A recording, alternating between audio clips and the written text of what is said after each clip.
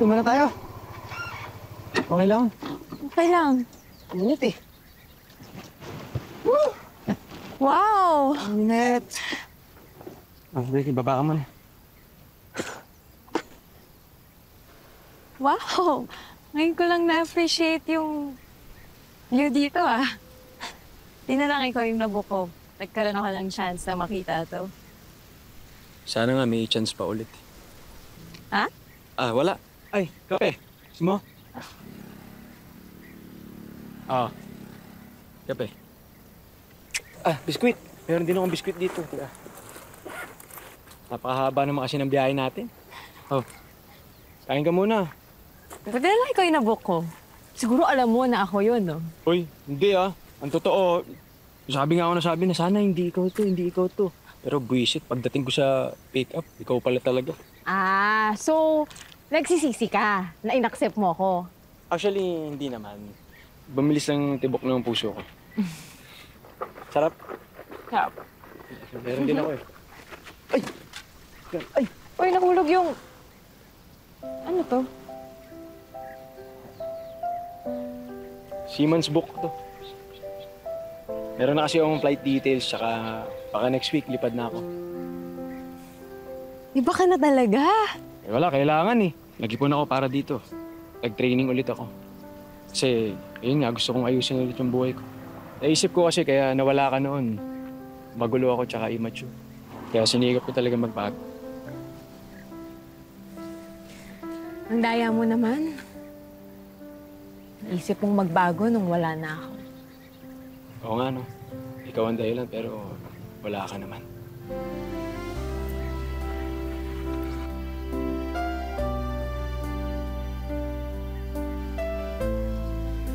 What if lang naman bumalik ako sa buhay mo? May chance pa kaya? Paano? Aalis ka na nga. Hadlang ba yun? Pwede naman LDR. Hindi na mahirap yun siya ngayon. Tapos uwi-uwi naman ako katatapos ng kontrata. Kung patuloy na naging tayo, malamang walang nagbago. Kita mo, nasa mas mabuting kalagayan ka na ngayon. I needed to go so you can move from where you were. Tama lang na maghiwalay ng matagal para mas malaman natin kung tayo pa rin ba yung dati. Kasi kung oo, ano pang point?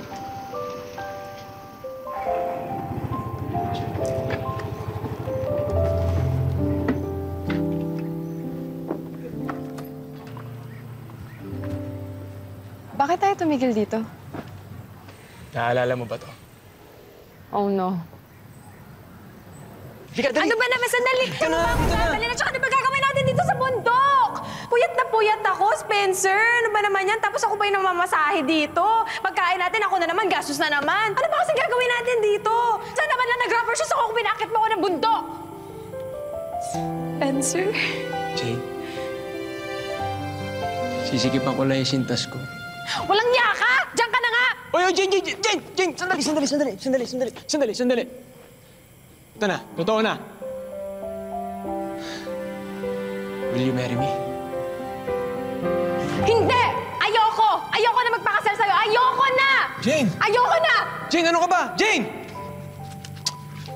Sing! Jane! Hello? May number ka ba ni Jane? Kailangan ko lang yung number ni Jane. Kailangan ko siya makausap. Kasi binlock niya na ako sa social media niya eh. Hindi ko na siya mapuntahan sa dati niyang bahay kasi wala na rin siya doon. Sige na, ibigay mo na sa akin to. Sige na, ngayon lang. Hello? Bakit ka nga pala nawala noon? Alam mo bang muntik na ako mamatay noon? Kasi ikaw lang naman ang bumubuhay sa akin tapos nawala ka. Ikaw buhay ko tapos nawala ka. Ang tagal ko bago nakabangon. 5 taon. Tapos wala akong ginawa sa loob ng 5 taon, kundi buuin yung sarili ko. Paano ako mabubuo kung ikaw ang kumukumpleto sa akin? Tapos ngayon, ito na naman, Ito na naman, nagkita na naman tayo, no? Ang tagal kong binangon yung sarili ko. Ang tagal kong ginapang tong kinalalagyan ko. Tapos malilito na naman ako. Gumuguho na naman yung mundo ko. Mali tayo para sa isa't isa. Wala tayong ibang ginawa kundi mag-away. Naghihilahan lang tayo pababa. Nawala ako kasi ayoko na.